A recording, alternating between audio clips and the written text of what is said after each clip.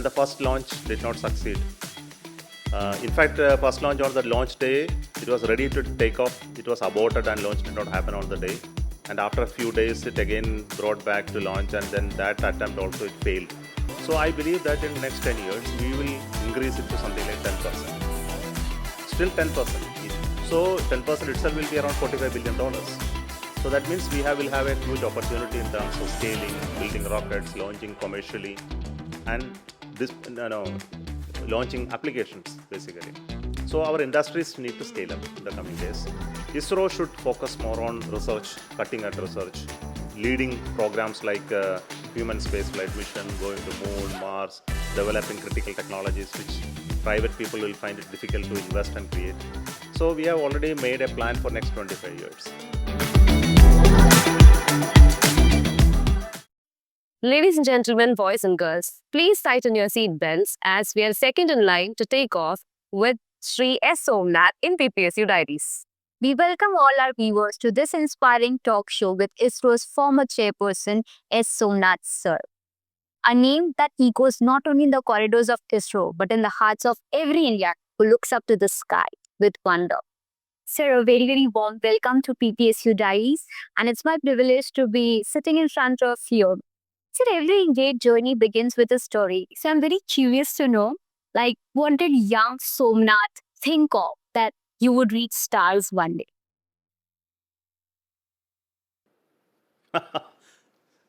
Young Somnath was a village boy. So I had no idea about what was space and technology related to that. But of course, I was interested in science, well informed really. Though it was a village, I had a fortune to access a lot of books, read them during my younger days.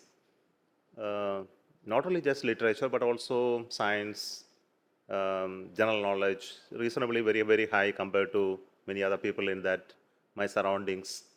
Because of my father was a school teacher, so he brought me a lot of books for reading. So, of course, I was looking at stars because he was interested in star watching. So he brought me a book on star watching in Malayalam, of course, in my language, which described the position of stars and things like that. So I was dreaming about it. I was also introduced to topics like relativity. You will wonder in younger days, schools, people don't even learn relativity. So I had access to a book which talks about theory of relativity and Einstein and about solar system, things like that. So many of those books gave me the insight into the future. So possibly that directed me to reach here. That's the books. I always say it is the books that shaped me as a person. Yes, sir. Moving on to our next question. I read through your biography, the references and the Wikipedia and details for this particular podcast. And I came to know that you entered the Indian Space Research Organization very young. And you might have been part of the elite space community of the country. And then you saw the rocket taking off for the first time in your life. We have seen it only in movies, Mars mission, etc., etc. What was your feeling when you saw it for the first time, a rocket taking off?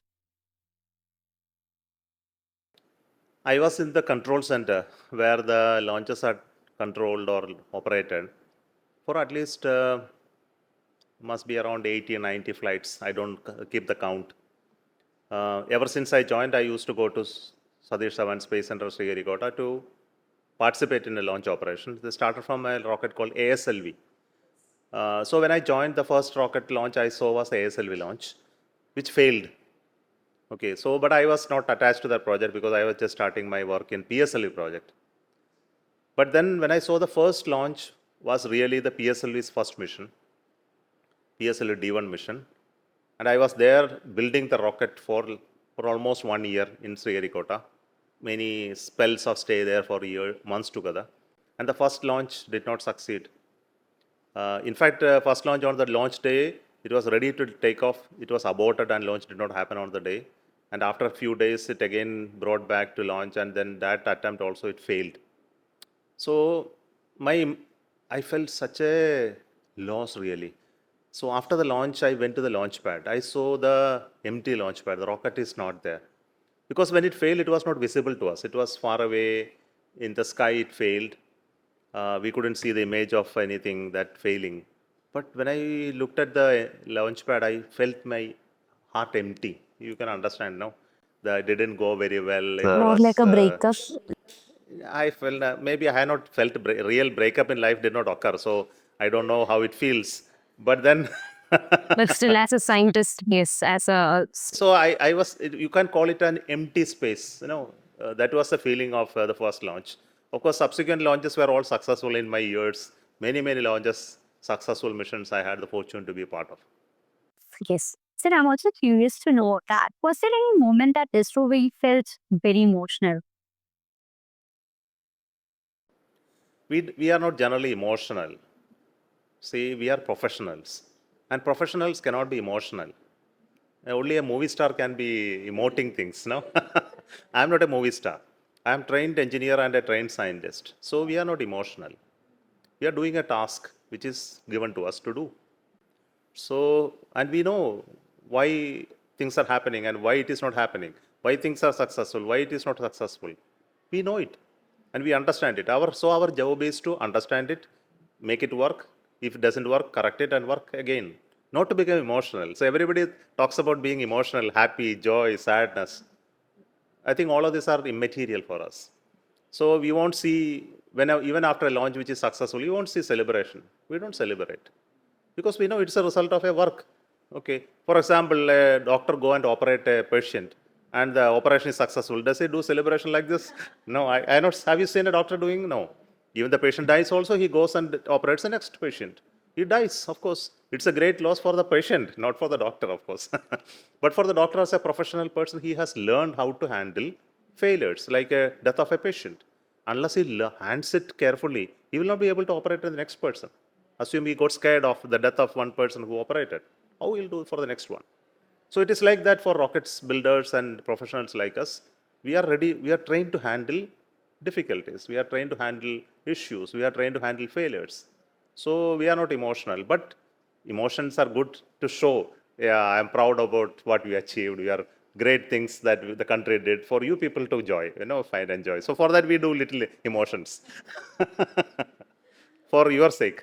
Yes, sir, but even though emotions may not surface every time, but isn't there a sense of expectations and pressure piling up when you create That a of course it visual? is there. Yeah. Yes. All of us know it's a national endeavor, and we have spent huge money on it, and everybody expects that it should land on the moon.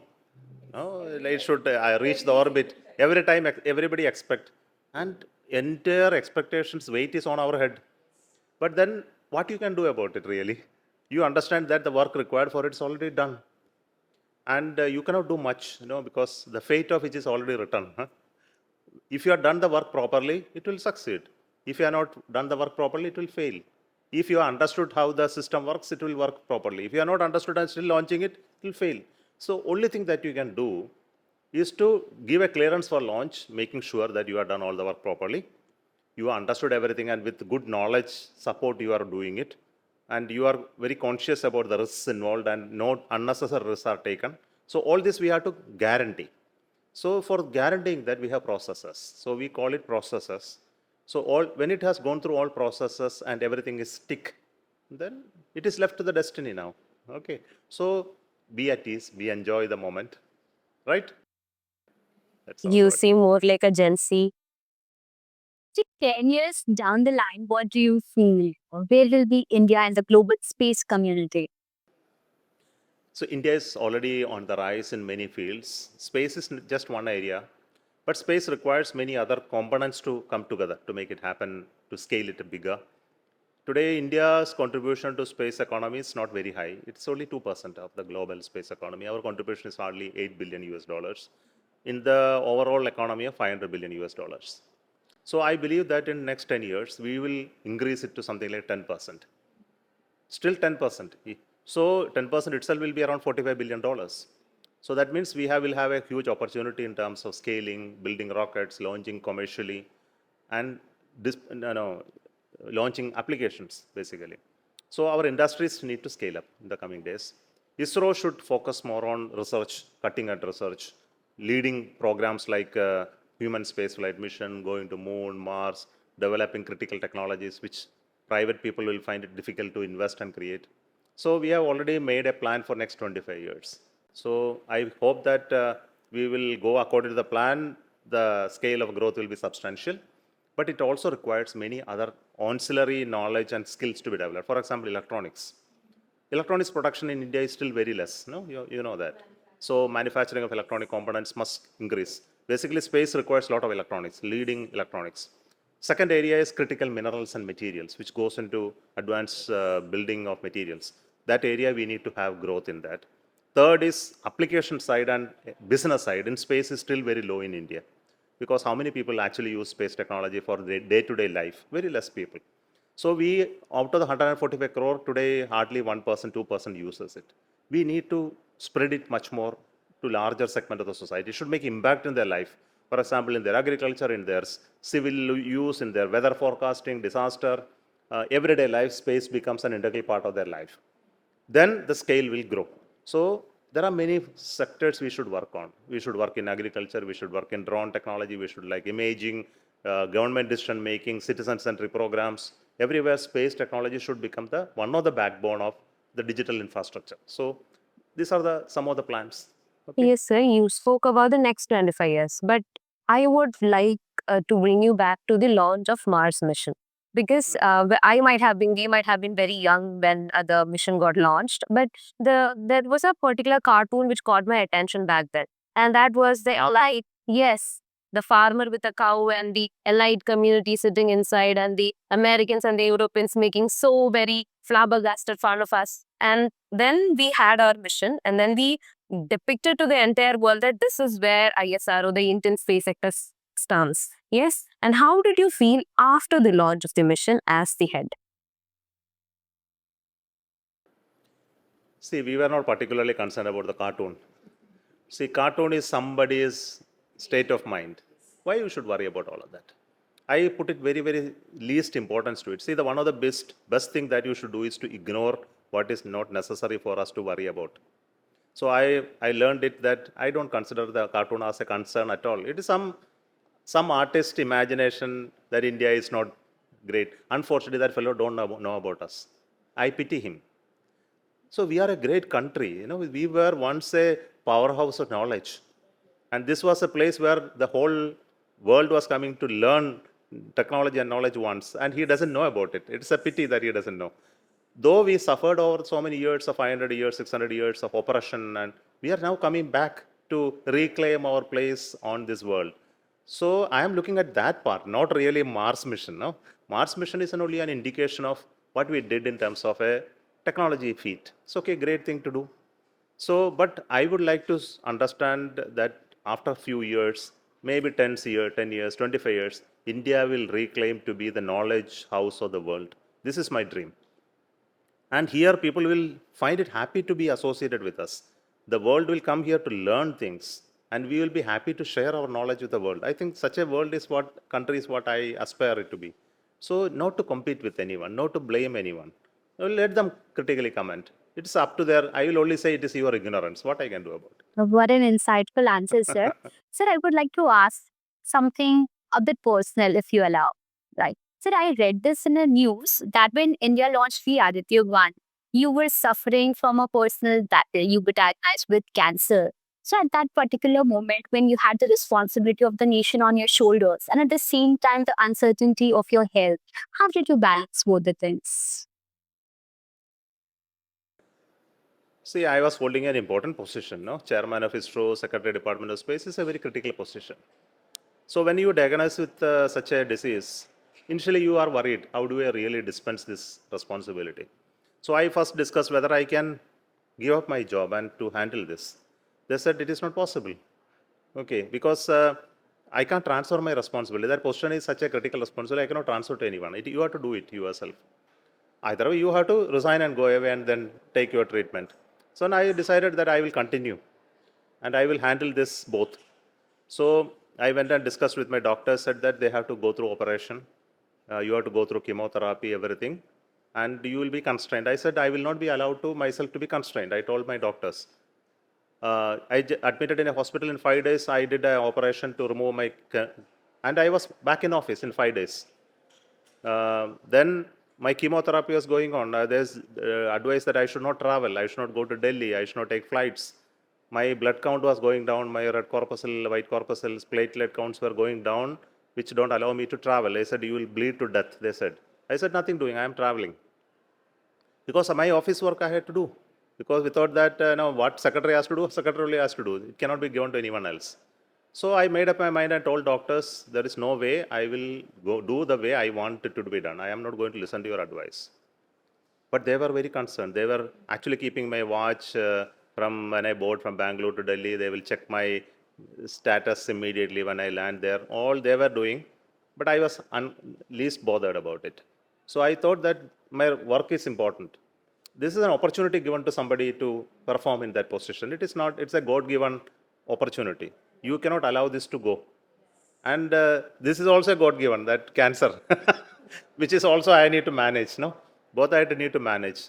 So I think I managed it well. I think none of you came to know about it when I was having actually the cancer. Much later only I revealed it to the people because I didn't want to make it as a weak point to me because I should not appear weak. I am handling the whole complex thing with full conscience and managed it very well. And my thanks to doctors who kept an eye on me that I don't have any serious problem. But still I had serious problems, consequence like internal bleedings and things were happening because of this impact due to chemotherapy. But then I had no days off. Every day I worked. I think I am very happy about it. That it gave me more actually courage because once you face and concentrate on work, all these secondary effects due to this will vanish. For example, chemotherapy gives you very different feelings. But once you are focused on your work, then you don't get into any of that. So I could go through that phase safely and successfully because I was focusing on my work. So we salute your courage and your passion for the country, and we wish you very, very good health. Thank you so much. Thank you.